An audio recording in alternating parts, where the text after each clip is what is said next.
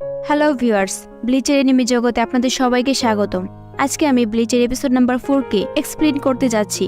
যারা আগের 3টে এপিসোড দেখেননি তারা এই এপিসোডের কিছুই বুঝতে পারবেন না, তাই দেরি না করে সেই এপিসোডগুলোকে আমার চ্যানেল থেকে দেখে আসুন।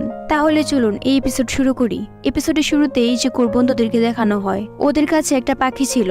তাদের মধ্যে থেকে একজন বলে এই পাখিটা অভিশপ্ত, তার কারণ হলো এই পর্যন্ত যতজন মালিক এই পাখিটাকে নিয়েছে সবাই মারা গেছে। ওরা চালাকি করে চাঁদের কাছে পাখিটাকে দিতে চায়। এখন অনেকেই বলতে পারেন চাঁদ আবার মানুষের নাম হয় নাকি? আসলে এইসব এনিমিতে কি কি যে নাম দেওয়া হয় এনিমি লাভাররা ভালোই জানেন। চাঁদের পুরো নাম হচ্ছে ইয়াসুতারা সাদু, ওকে সবাই চাঁদ বলে ডাকে, আমরাও চাঁদ বলবো। চাঁদ পাখিটাকে নেওয়ার জন্য রাজি হওয়ার আগেই বিল্ডিং এর উপর থেকে একটা বড় লোহার ব্রেক চাঁদের মাথায় পড়ে। এদিকে হলদের দুনিয়া দেখানো হয়। একটা হল বলছে আমাদের সোলদেরকে খেতেই হবে, আমাদের অস্তিত্ব টিকিয়ে রাখার জন্য সোলদেরকে খেয়ে এই গ্যাপ পূরণ করতে হবে।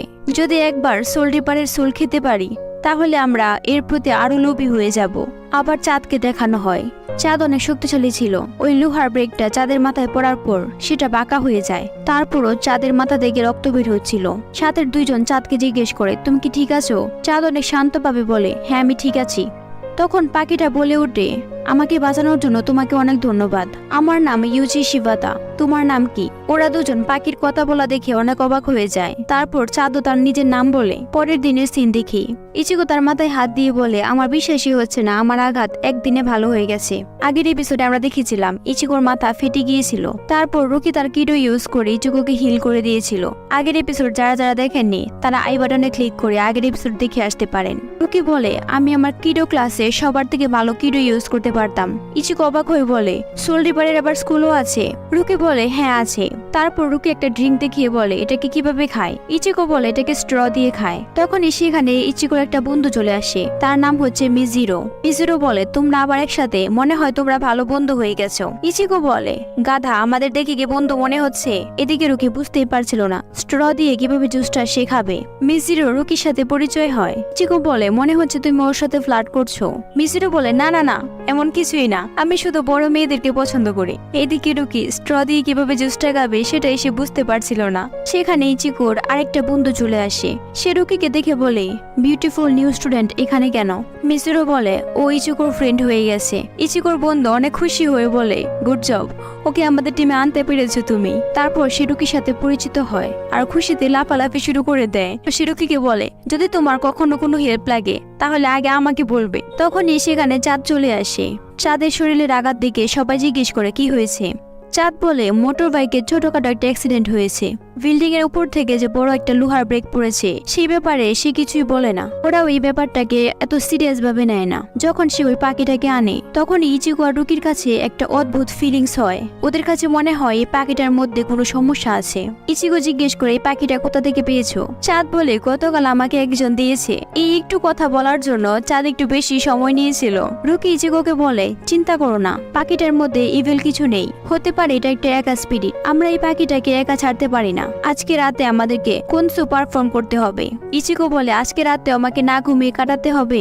তারপর সে রুকির হাতের জুসটা নিয়ে তার মধ্যে স্ট্রটা সেট করে দেয়। রুকি মনে মনে বলে ইচিকো সোল রিপারের কাজ আস্তে আস্তে বুঝতে পারছে। যখনই সে এই স্পিরিটের উপস্থিতি ফিল করেছে সাথে সাথে সে বুঝতে পেরেছে অন্য মানুষদেরকে বাঁচাতে হবে।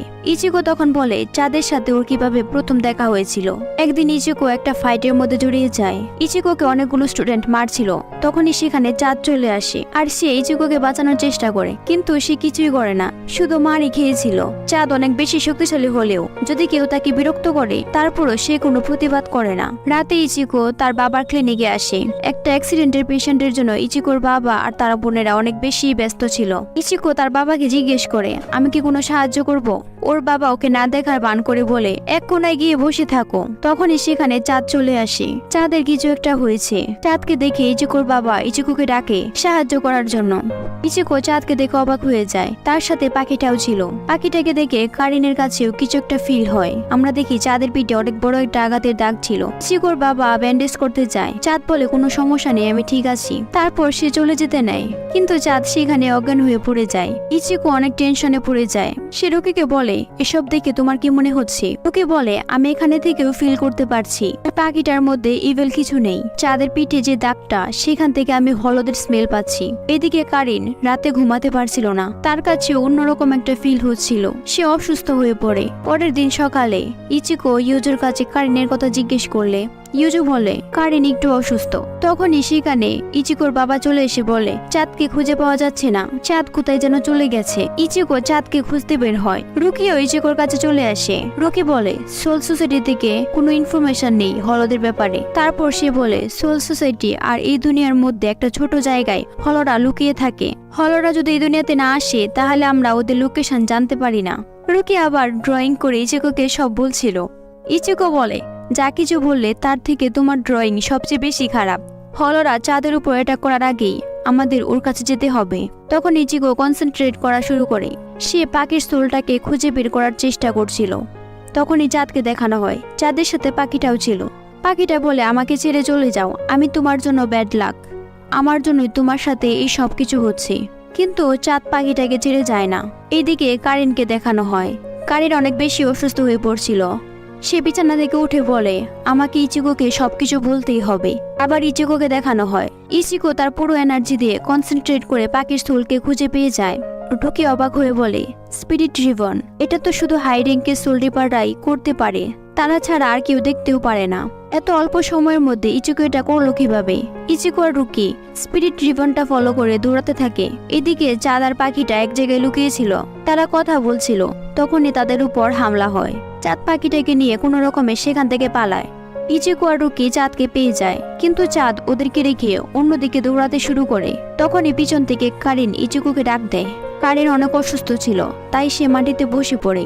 রুকি ইচিকোকে বলে কারিনকে বাসায় নিয়ে যেতে, আমি চাঁদকে সাহায্য করছি। রুকি বলে তুমি যদি ওকে এখানে রেখে যাও তাহলে হলর সাথে ঠিকমতো ফাইট করতে পারবে না। রুকি যেতে নেয়। ইচিকো রুকিকে থামিয়ে দিয়ে বলে তোমার কাছে হলদের সাথে ফাইট করার মতো পাওয়ার নেই, তাই নিজের জীবন বিপদে ফেলবে না। কারিন বলে আমি দেখেছি ওই স্পিরিটের মেমোরি, আমি দেখেছি ওই স্পিরিটটা পাখিটার ভিতরে আছে। ওই বাচ্চাটা আমার বয়সের, এই জন্যই হয়তো আমি ওর মেমোরি দেখেছি। ওর মেমোরিতে সবচেয়ে ভয়ানক আর স্ট্রং মেমোরি হচ্ছে ওর চোখের সামনে ওর মাকে মেরে ফেলা হয়েছে। ইচিকো তুমি ওকে বাঁচাও। এদিকে রুকি চাঁদের পিছনে দৌড়াচ্ছিল। রুকি বলে আমি যদি এই গিগাই ফর্মটায় না থাকতাম তাহলে আমার জন্য এই সব কিছু এতটা কষ্টকর হতো না। আমি শুধু আমার লিমিট পর্যন্তই পাওয়ার ইউজ করতে পারছি। তখনই রুকি কারো ভয়েস শুনতে পায়। রুকি থেমে যায়। সেখানে একটা হলো চলে আসে। হলোটা বলে তোমার স্মেল অনেক বেশি সুন্দর। হলোটা রুকিকে খেতে যায়। রুকি সেখান থেকে দূরে চলে যায়। হলোটা বলে তুমি তো দেখে আমাকে দেখতে পাচ্ছ, কে তুমি? রুকি কোনো সময় নষ্ট না করে হলোটার উপর অ্যাটাক করে দেয়। রুকি তার ডিস্ট্রাকশন স্পেল 33 ইউজ করে, কিন্তু এতে হলোটার কিছুই হয় না। চাঁদ ওদের ফাইটের শব্দ শুনে বলে এটা কিসের শব্দ? পাখিটা বলে যে মেয়েটা আমাদের পিছনে দৌড়াচ্ছিল ওর উপর অ্যাটাক হয়েছে। চাঁদ পাখিটাকে মাটিতে রেখে সাহায্য করার জন্য যেতে চায়। পাখিটা বলে বিপদ। তখন সে পাখিটাকে কিছুক্ষণ দেখে দেয়ালের উপর রেখে দেয়। চাঁদ মনে করেছিল রাস্তায় রেখে গেলে পাখিটাকে কোনো গাড়ি ধাক্কা মারবে। পাখিটা বলে আমি আমার বিপদের কথা বলিনি, তুমি ওখানে যেও না, ওখানে বিপদ। কিন্তু চাঁদ কিছুই শুনে না। সে রুকিকে সাহায্য করার জন্য চলে যায়। এইদিকে রুকি দেখে তার অ্যাটাকে হলোটার শরীরে কোনো স্ক্র্যাচও আসেনি। হলোটা বলে আমি বুঝতে পেরেছি তুমি একজন সোল রিপার, তোমার এটাকে আমি কিছুই ফিল করিনি। আমি 2 জন সোল রিপারকে খেয়েছি যারা ওই বাচ্চাটাকে সাহায্য করার চেষ্টা করেছিল। তাদের সোল অনেক বেশি টেস্টি ছিল। রুকি জিজ্ঞেস করে ওই পাখিটার ভিতরে বাচ্চার সোল আছে, তুমি ওই বাচ্চাটাকে ফলো করছো কেন? হলোটা বলে আমাকে যদি তোমাকে খেতে দাও তাহলে আমি কারণ বলবো। আবার ইচিকোকে দেখানো হয়। কারিন ইচিকোকে বলে ওই বাচ্চাটাকে বলবে সে যদি মুক্তি পায় তাহলে সে আবার তার মার সাথে দেখা করতে পারবে। তুমি শুধু ওই বাচ্চাটাকে একা ছেড়ে দিও না, ওকে সাহায্য করবে তুমি। এখন দেখার বিষয় হলো রুকি আর ইচিকো মিলে কিভাবে এই হলোটাকে মারবে, কিভাবে বাচ্চার স্পিরিটটাকে সাথে আবার চাঁদকে ওই হলোটার থেকে বাঁচাবে। এই টুইস্টের সাথে এই এপিসোড শেষ। ভালো লাগলে লাইক করুন, কমেন্ট করে জানাবেন কেমন হয়েছে। যেহেতু রমজান মাস, তার সাথে আবার আমার এক্সামও শুরু হয়ে গেছে, এই জন্য পরের ভিডিও আসতে একটু লেট হবে। আশা করি সেই পর্যন্ত আপনারা সবাই আমাকে সাপোর্ট করবেন। পরের ভিডিও দেখার জন্য আমার চ্যানেলকে সাবস্ক্রাইব করে পাশে থাকুন। সে পর্যন্ত ভালো থাকুন।